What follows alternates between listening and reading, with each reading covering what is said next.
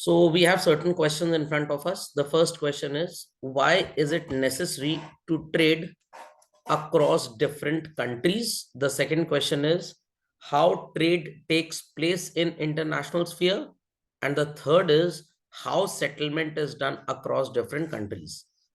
So with the answer of these three questions, the unit called balance of payment and foreign exchange, which is so-called grouped as international trade, starts.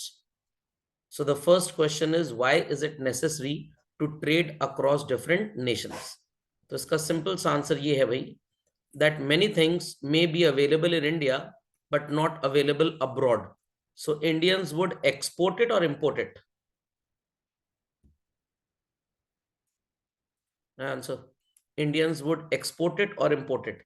कुछ चीजें India में है but बाहर available नहीं है, तो Indians उसे export करेंगे या इंपोर्ट करेंगे? Export. Simple as that. And many things are there जो इंडिया में अवेलेबल नहीं है बट बाहर अवेलेबल है, सो उन्हें इंडियंस क्या करेंगे बच्चे? इंपोर्ट. कॉमन सेंस की बात है. So to gain from those products और services which can be produced at a lower price in say India and sold to that country where it is produced at a relatively higher price. So अगर हम बात करें crude oil की, तो हमारे यहाँ crude oil practically negligibly available है, या जो अवेलेबल है भी तो उसकी डिगिंग कॉस्ट बहुत ज्यादा है. So what we can happen to do is we can import from gulf countries और इवन यूएस समटाइम्स और Russia even. So many a times कुछ चीजें इंडिया में ऐसी हैं मैन्युफैक्चर्ड बाय स्मॉल आर्टिसंस, हाथ से वो चीजें बनती हैं, या जयपुर में बनने वाले कपड़े वो न्यूयॉर्क में लोगों को बहुत पसंद है बट न्यूयॉर्क में वो अवेलेबल नहीं है, तो people from New York can get it so called imported from India to their place. So naturally true, when we sell something to other countries it is export, and when we buy something from other countries it is called as a import basically. But अगर हम India के अंदर buying selling कुछ भी करते हैं, so the money which is used is called as rupee, isn't it? Right, isn't it? India के अंदर अगर हम बाइंग सेलिंग करेंगे तो रुपी यूज होगा. बट अगर हम यूएस से कुछ खरीदते हैं और हम उन्हें बोलेंगे हमारा रुपी ले लो, क्या वो रुपी लेंगे हमसे? No sir. Not at all. But अगर यूएस हमें कुछ बोले बेचने को और हम उन्हें वो चीज बेचें, दैट इज एक्सपोर्ट करें, और यूएस कहे कि हमारा डॉलर ले लीजिए, तो शायद एक बार हम हाँ बोल देंगे, हाँ डॉलर दे दो हमको. तो the currency which is exchanged between India and US, it is not basically every time rupee or dollar, it may be an international currency, but वो international currency को हम बोलते हैं फॉरेक्स बेसिकली. अब फॉरेक्स कोई करेंसी नहीं होती है. हमारे लिए यूएस डॉलर लेना, जब हम अमेरिका को कुछ बेचें तो इट इज फॉरेक्स, और अगर वो हमसे सो कॉल्ड बिजनेस करें, हमें कुछ बेचें और हम उनको रुपी दे दें, तो उनके लिए वो फॉरेक्स हो जाएगा. तो जो भी दूसरी कंट्री की करेंसी हमारी करेंसी में आती है that is foreign exchange basically. तो फॉरेक्स कोई करेंसी नहीं होती है, it is just other countries currency in our country basically. तो ये तीन क्वेश्चंस के answer well understood? Yes sir. चलो put them quickly in your copies. तो ये तीन क्वेश्चंस समझ में आ गए. नाउ द क्वेश्चन इज कि भाई कैसे डिसाइड होगा कि अगर हमने यूएस से $1,000 के गुड्स या सर्विसेज खरीदे और उन्होंने अगर हमसे 2 लाख रुपए के गुड्स एंड सर्विसेज खरीदे, तो हमारे उनके बीच में एक्सचेंज होगा कैसे पॉसिबल बेसिकली? क्योंकि हम ये तो बोल नहीं सकते कि भाई $1 इक्वल्स टू 1 रुपी और $10 इक्वल्स टू 1 रुपी. इसका कोई जस्टिफिकेशन हमारे पास होना चाहिए. तो justification is like this, that how exchange works among different Nations. Simple है, मैं एशियन टाइम से स्टार्ट करूंगा. ये सब थ्योरीज वैसे तो हमारे 12th के सिलेबस में नहीं है, बट ये पता जब तक नहीं लगेगा तब तक हम ये नहीं समझ पाएंगे कि आज एक्सचेंज होता कैसे है. सो टेक एन एग्जांपल कि इंडिया और यूएस दो कंट्रीज हैं, एंड इंडिया इंपोर्ट करना चाहता है कुछ आर्टिकल्स यूएस से, और यूएस हमें इसको एक्सपोर्ट करेगा, and the value is $1,000. Problem is this कि इंडिया में जब ये इंपोर्ट होगा तो इंडियन इंपोर्टर के पास या इंडियन बायर के पास नेचुरली ट्रू कौन सी करेंसी होगी? आंसर, इंडियन इंपोर्टर पोजेसेस विच करेंसी? जो इंडियन खरीद रहा है सामान, रुपीज. सिंपल एज दैट, उसके पास तो रुपी होगा. बट क्या यूएस एक्सपोर्टर हमसे रुपी लेगा? क्या उसकी कंट्री में रुपी चलता है? क्या रुपी लेके वो कुछ खरीद पाएगा अपनी कंट्री में? No sir. नो. तो उसकी चाहत तो यही होगी कि भाई मेरे को तो चाहिए यूएस डॉलर. अब इंडियन इंपोर्टर के पास दो तरीके हैं यूएस डॉलर अरेंज करने के. पहला तरीका, या तो वो अपने घर में एचपी के प्रिंटर से कंप्यूटर को कनेक्ट करके डॉलर छाप ले, और वो इलीगल है, उसके लिए जेल हो जाएगी उसको। दूसरा तरीका कि यूएस से अक्वायर करे। तो ये दूसरा तरीका थोड़ा सा बेटर लग रहा है, बट मेजरमेंट ये करना पड़ेगा कि भाई हमें $1000 के बदले में कितना रुपी देना पड़ेगा। यूएस हमसे $1000 के बदले में कितना रुपी लेगा। तो इसका सोल्यूशन पुराने जमाने में एक थ्योरी के अकॉर्डिंगली चलता था, which is called as, or which was called as, better to say, triple P theory, purchasing par parity theory. Purchasing par parity में पैरिटी का मतलब होता है इक्वालिटी, और ये थ्योरी कुछ इस तरह से बनती है। एक पर्टिकुलर कमोडिटी, लेट अस से राइस हम ले लेते हैं, इंडिया में 1 kg राइस कितने रुपए में खरीदा जाता है, एंड अकॉर्डिंगली यूएस में ये राइस कितने रुपए में खरीदा जाएगा। तो take an example, according to this theory, a commodity जो दोनों कंट्रीज को अग्री होगी will be taken as the base to measure the equivalence of their respective currencies. मान लो हमने राइस को ले लिया, तो इफ आई से कि इंडिया में 1 kg राइस एक XYZ क्वालिटी का कितने का होगा, द आंसर इज लेटर से 60 रुपीज। और यूएस में यही राइस इसी क्वालिटी का आपको 1 kg $1 में मिल जाएगा। तो हमारे यहाँ 60 rupee so called 1 kg rice खरीद सकता है, and approximately same quality of rice could be bought in US at a price of $1। So can't we say that हमारे 60 रुपए की परचेजिंग पार उनके $1 के इक्विवेलेंट है? Can we say this? Yes, sir. Simple as that.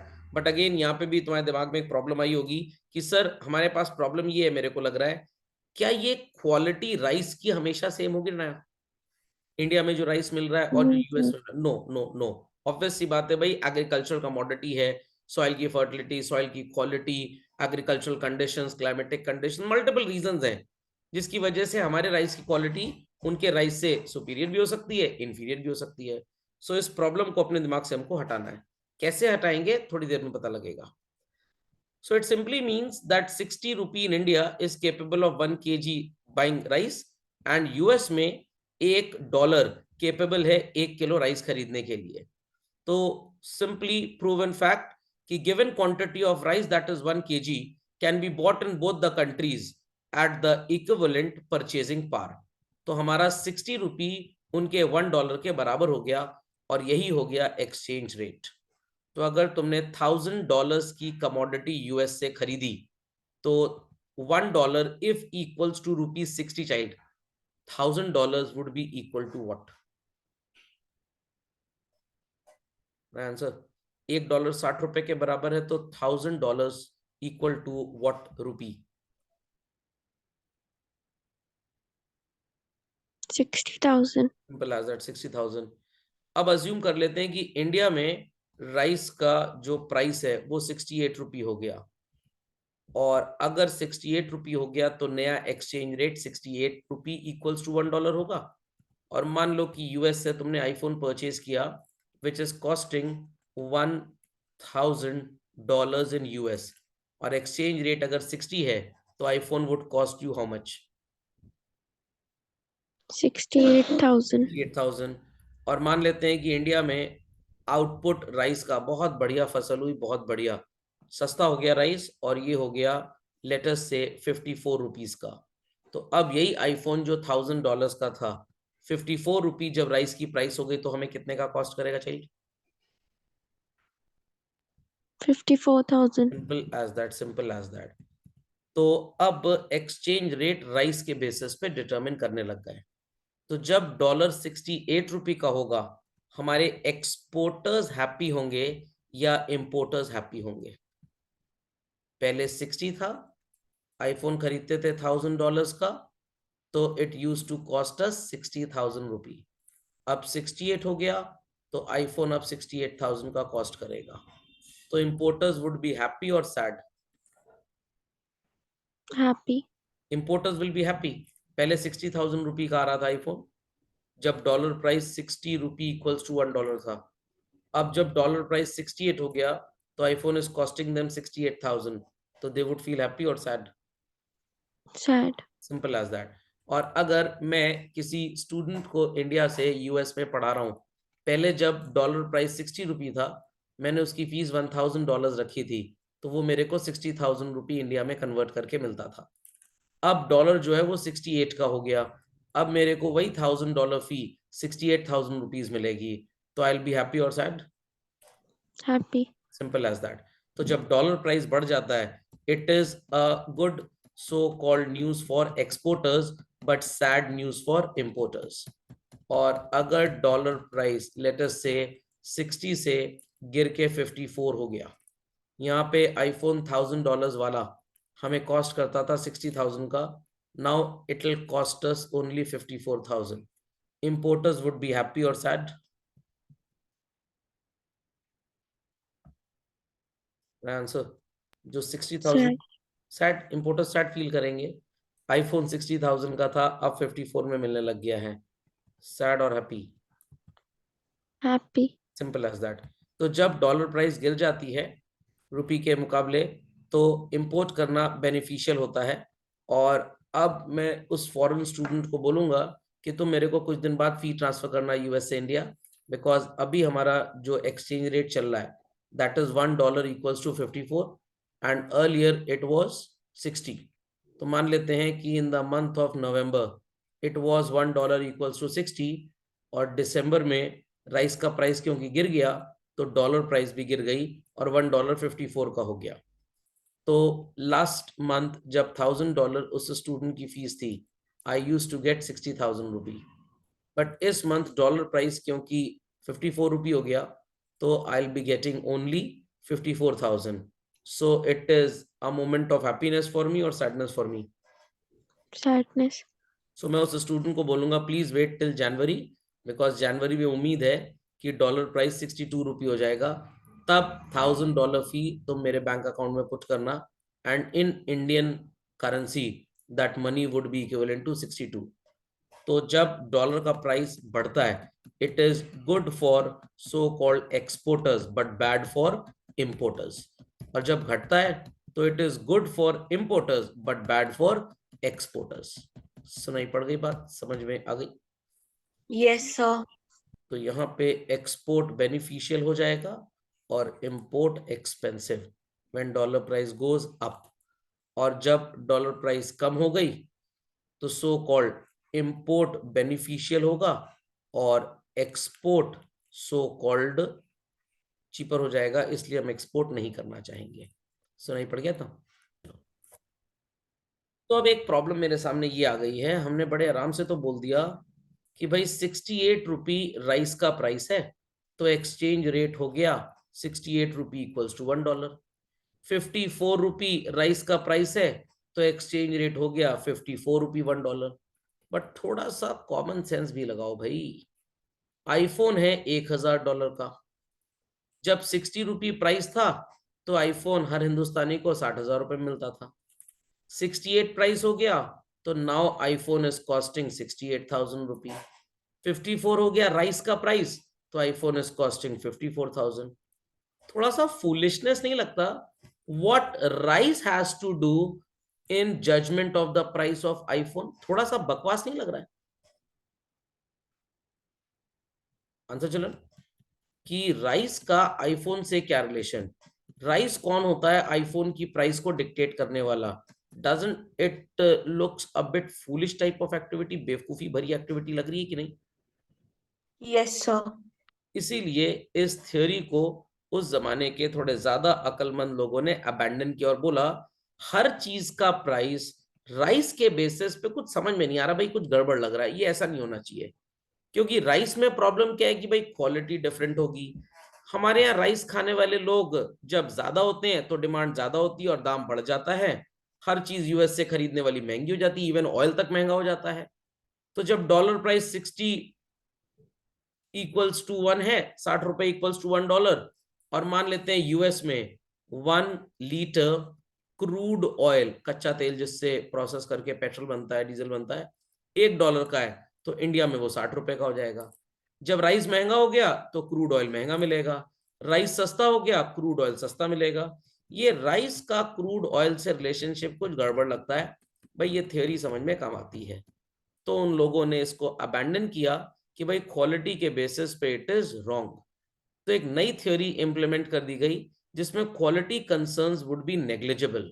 I repeat, quality concerns would be negligible. और यहां पे जो कमोडिटी ली गई दैट वाज गोल्ड बेसिकली, क्योंकि गोल्ड एक ऐसी चीज है जिसका सो कॉल्ड क्वालिटी कंसर्न किसी भी कंट्री में डिफरेंट नहीं होगा। या हम बोल सकते हैं कि 99% तो गोल्ड जितना भी माइन होता है वर्ल्ड वाइड, उसकी केमिकल प्रॉपर्टीज एकदम सेम रहती हैं। Do people agree with this thought of mine? Do people agree with the thought of mine children कि गोल्ड Yes, का sir. जो सो कॉल्ड केमिकल कॉम्पोजिशन होगा वो पूरी धरती पे एक जैसा है? सिंपल एज दैट, ये गड़बड़ नहीं हो सकता।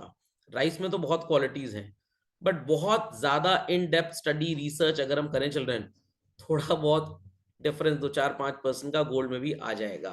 एक्स माइन में गोल्ड की क्वालिटी थोड़ी ज्यादा बेटर हो सकती है, वाई में थोड़ी कम, बट जनरली इसको आज तक अगर पता भी था लोगों को तो डिस्क्लोज नहीं किया गया है। हम ये मानते हैं कि धरती पे कहीं पे भी अर्थ पे गोल्ड माइन किया जाए, the quality would be same basically. So the next theory that we have in front of us is mint parity theory. नजर आ रहा है सबको? मिल गया ये? So approximately people can leave 2 sides for putting this composition in this chapter. और third page पे आप न्यू हेडिंग लिख दीजिए, in modern era a theory was implemented which didn't have quality concerns and it was named as mint parity theory, जहां पे mint word recognize करता है gold को। quickly update this. So according to this theory children, gold that is agreeable to both trading nations was taken as the base to measure the equivalence of their respective currencies. Assume कर लेते हैं कि India में gold का price 42,000 है और US में gold का प्राइस 600 डॉलर्स है 10 ग्राम्स का। सो 42,000 रुपी में जितना गोल्ड आएगा इंडिया में, same amount of gold could be purchase in US bye paying $600। तो 10 ग्राम गोल्ड हमारा और यूएस का प्राइस मैंने ले लिया, तो it is so called termed as 70 rupee में जितना गोल्ड आएगा इंडिया में, यूएस में उतना गोल्ड $1 में आ जाएगा। सिंपल यूनिटरी मेथड है। 10 ग्राम गोल्ड इंडिया में 42,000 का है और यूएस में 600 का है डॉलर्स का, तो उनका $600 हमारे 42,000 रुपीज के बराबर गोल्ड परचेज करने की इंपॉर्टेंस रखता है। तो what amount of gold 10 gram we have considered है could be bought in India for 42,000 rupees, in US it could be bought for $600। तो मतलब उनका $600 हमारे 42,000 रुपीज के बराबर है, तो उनका $1 हमारे 70 रुपी के बराबर है। तो ये गोल्ड वाला जो कंपैरिजन था, it looks better than rice, isn't it? Isn't it? चलो तो सुनाई पड़ गया, गोल्ड का कंपैरिजन थोड़ा सा बेटर लग रहा है राइस के कंपैरिजन से। Yes, sir. अब इंडिया में स्टार्ट हो गया वेडिंग सीजन। वेडिंग सीजन में चिल्ड्रन गोल्ड की डिमांड इंडिया में बढ़ जाएगी या घट जाएगी? इट विल इंक्रीज और डिक्रीज?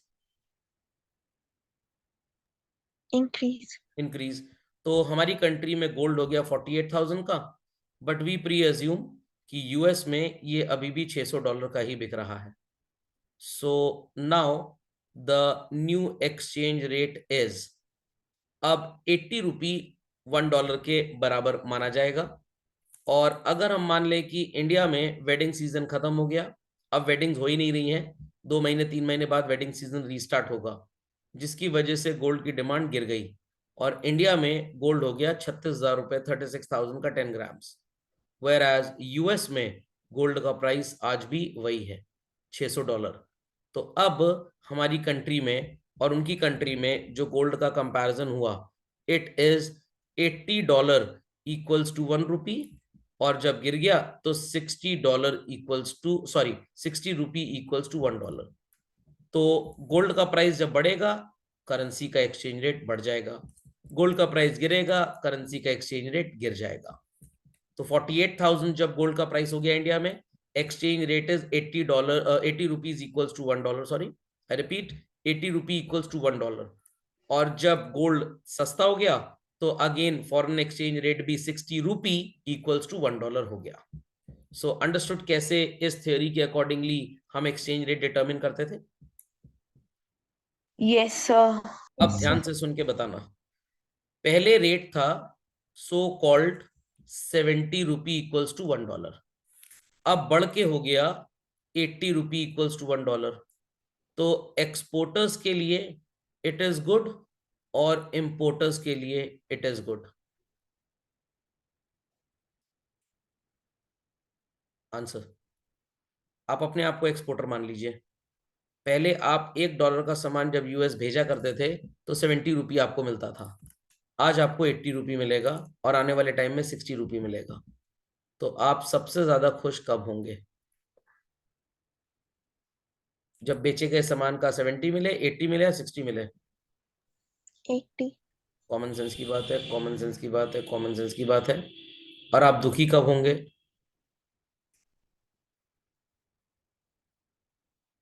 आंसर चिल्ड्रन, दुखी कब होंगे? जब आप इंपोर्ट करेंगे 80 में, या जब इंपोर्ट करेंगे 70 में, या जब इंपोर्ट करेंगे 60 में?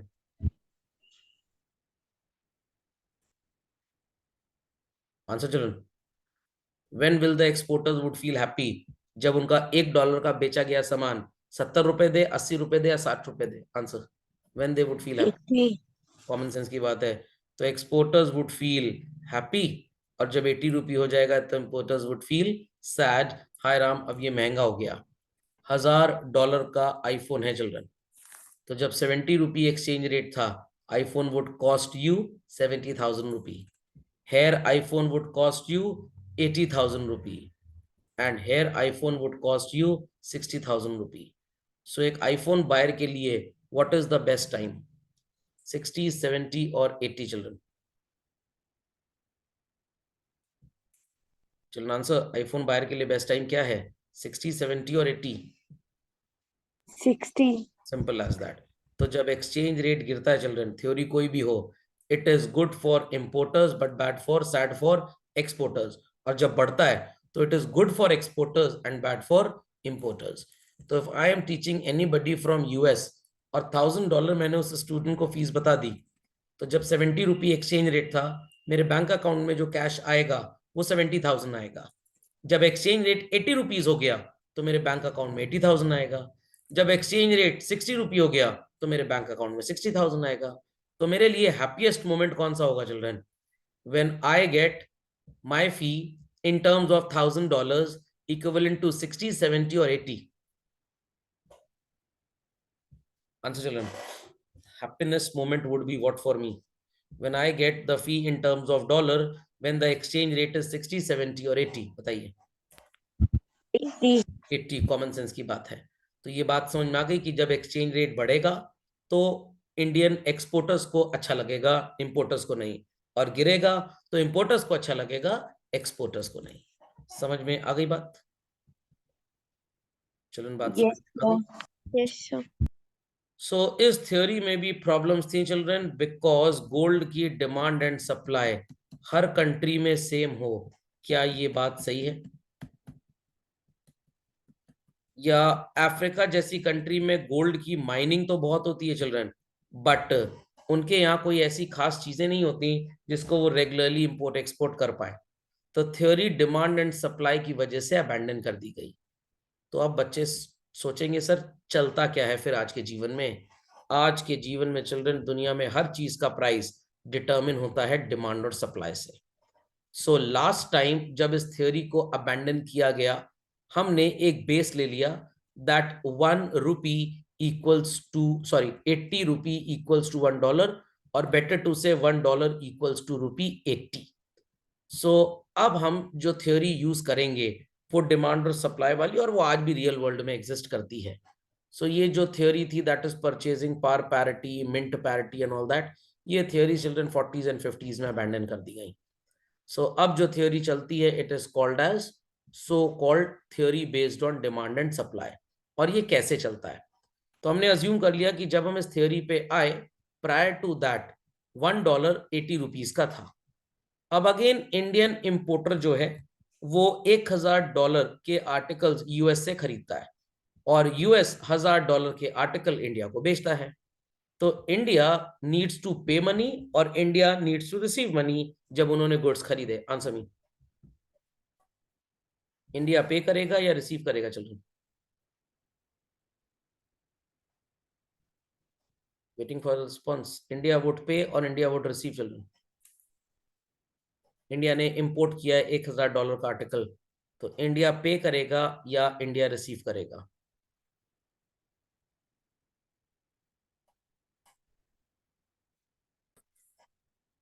इंडिया वुड पे।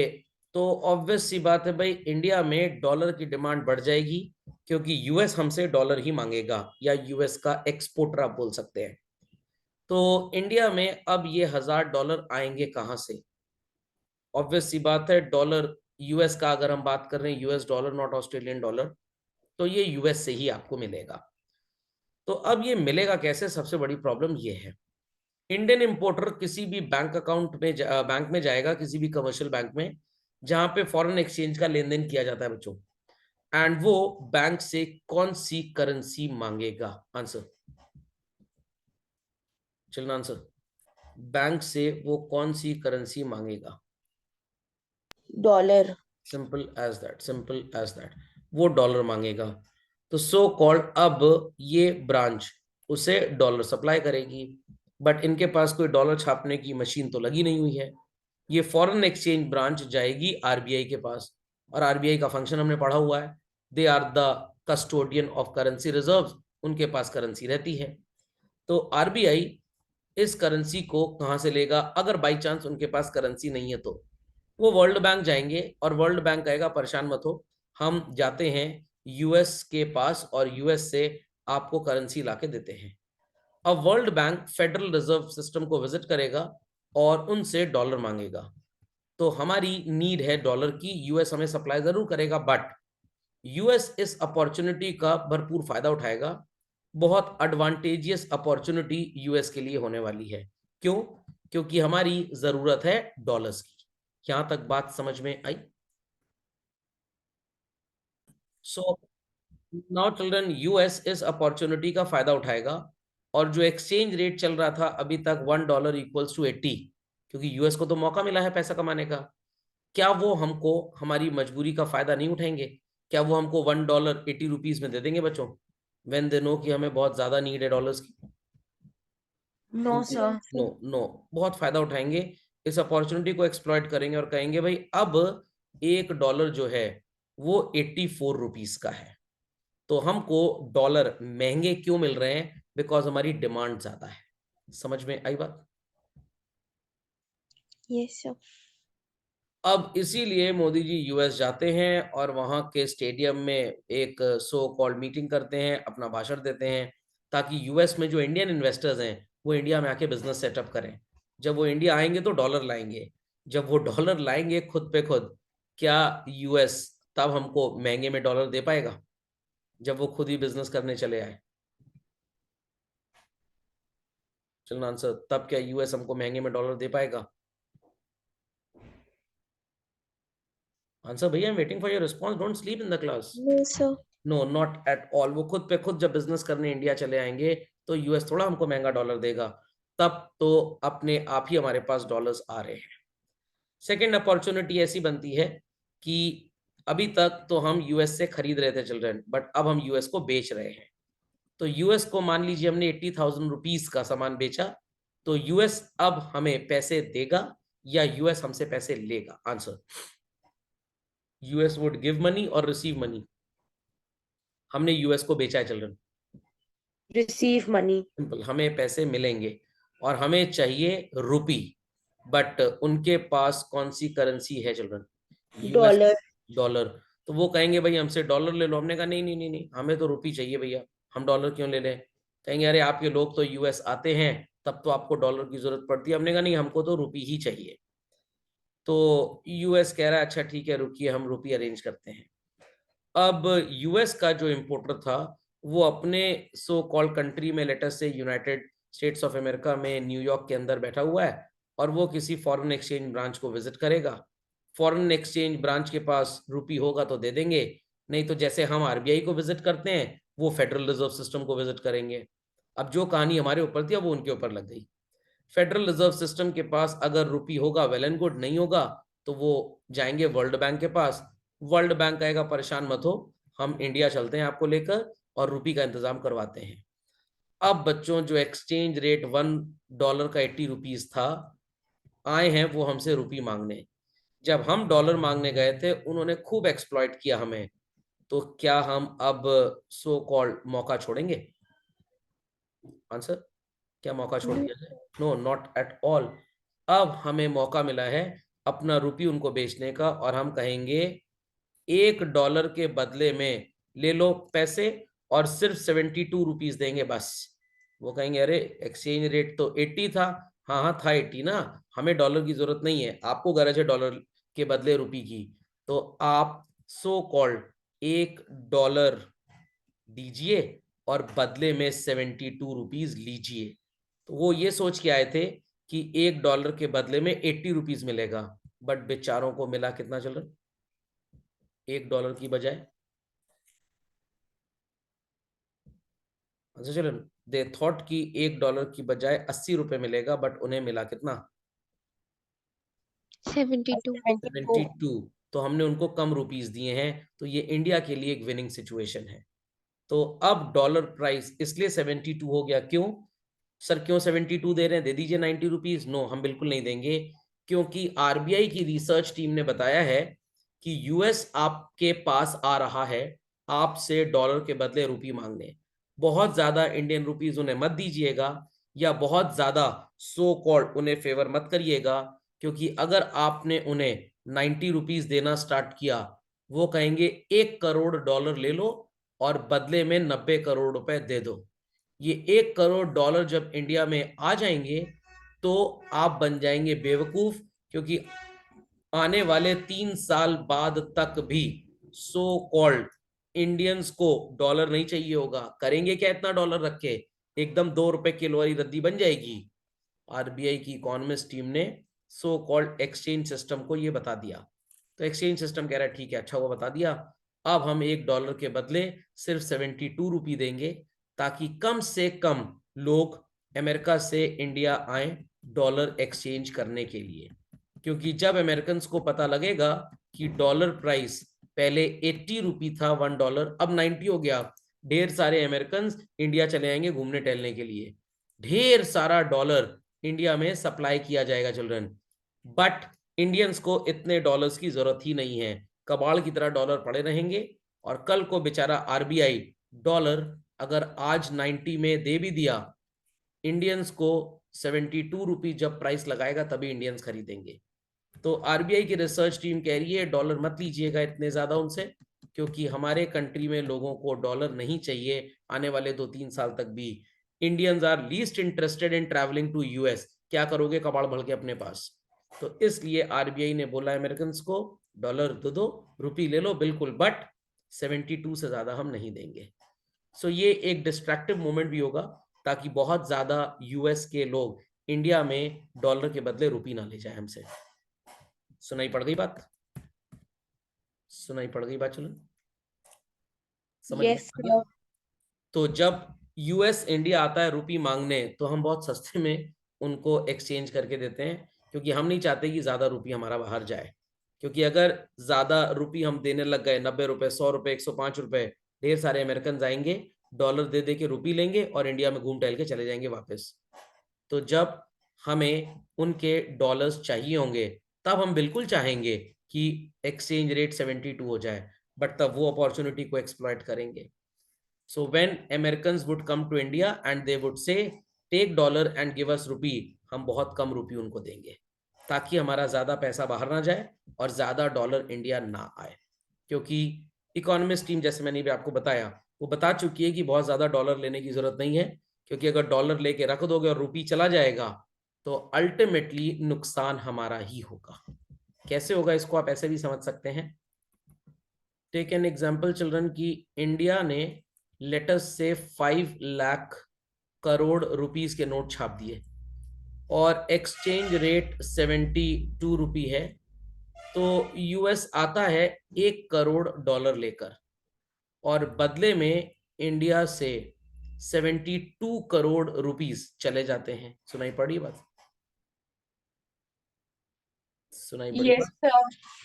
अब अगर यही एक्सचेंज रेट 72 की बजाय लेटेस्ट से 90 हो जाए, तो उनका $1 करोड़ हमारे 90 करोड़ रुपए लेके चला जाएगा। यस और नो? यस और नो? Yes, sir.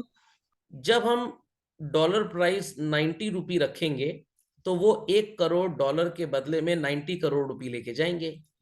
और एक छोटा सा एग्जांपल ले लेते हैं कि पेप्सी की 2 लीटर कोल्ड ड्रिंक की बॉटल लेटेस्ट से 90 रुपीज की है, तो हमने एक तरह से उनको 1 crore bottle of cold drink बेच दी। यस और नो? Yes, sir. और 1 crore bottle of cold drink से उनको एडवांटेज मिला। अब यहाँ पे मान लेते हैं कि पेप्सी की बॉटल अभी भी 90 रुपीज की है, तो 72 करोड़ रुपीज में वो पेप्सी की कितनी बॉटल्स ले पाएंगे? Answer is so called, divide करें आप जरा 72 करोड़ को 90 रुपीज से, चल रहा है। तो यहाँ पे हम उन्हें बेचेंगे सिर्फ और सिर्फ 80 लाख बॉटल्स। तो प्लीज यूज कॉमन सेंस और आंसर चिल्ड्रन। 1 करोड़ डॉलर के बदले 80 लाख बॉटल पेप्सी बेचना, या 1 करोड़ डॉलर के बदले 1 करोड़ बॉटल बेचना, what is profitable business? 1 crore dollar आए, रुपी में कन्वर्ट हुए और 80 लाख पेप्सी की बॉटल्स बेच दी हमने। 1 करोड़ डॉलर आए, रुपी में कन्वर्ट हुए, हमने 1 करोड़ बॉटल उनको बेची। इंडिया में पेप्सी के लिए एडवांटेजियस सिचुएशन कौन सी है? To sell 80 lakh bottles of Pepsi और to sell 1 crore bottles of Pepsi, taking 1 crore dollars from US, converting them into Indian currency. 80 lakh bottles. Simple as that. हम क्यों 1 करोड़ बॉटल बेचे भाई? तो ये प्रॉफिटेबल सिचुएशन है। तो बस करेंसी भी कुछ ऐसे ही चलती है चिल्ड्रन। तो वहां से पैसे आए तो ऑब्वियस सी बात है हम उन्हें कम पेप्सी की बॉटल बेच के ज्यादा प्रॉफिट कमाएंगे। तो जब एक्सचेंज रेट $1 इक्वल्स टू ₹80 है और हमारी नीड होगी डॉलर्स की, वो एक्सप्लॉइट करेंगे और ज्यादा रुपी मांगेंगे हमसे। जब उनकी जरूरत होगी डॉलर्स की, हम एक्सप्लॉइट करेंगे और कम रुपी देंगे उनको। समझ में आ गई पूरी स्टोरी? समझ में आई चलन पूरी स्टोरी?